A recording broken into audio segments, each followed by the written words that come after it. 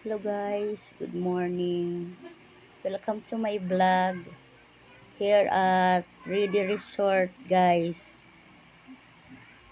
Kasama ko ang mga pinsan ko at mga pamangkin at apo. Guys, itutur ko kayo sa 3D Resort. Ito, may iba-ibang pahingahan dito oh. Yan. Ito, iba-iba ang pwede mapahingahan. Mga kwarto, ito. Ililibot ko kayo sa buong resort, guys. No. Ito, may isa pang kwarto. Kulay pink naman ang mga balot ng unan.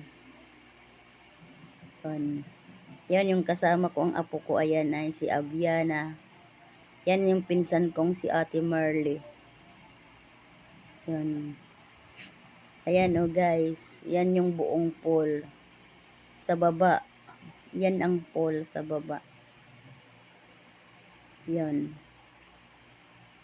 Makikita mo doon may magagandang tanawin, may mga malalaking puno. Parang overlooking guys. Yun. Ito dito naman yung sa baba yung yung paghahandaan. Ayan, may mga table at saka chair. Ayan, may lababo pa sila guys.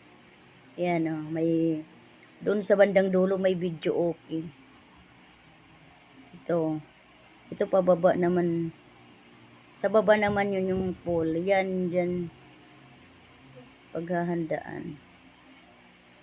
Sa baba ayan yung bababa yung pool. Private pool. Yan. Ayun. Ayun na yung mga pinsan ko. Tsaka mga pamangkin ko. Yan. Yan na kami. Maliligo kami sa baba. Ay, nako, excited ang aking apong si Aviana, guys.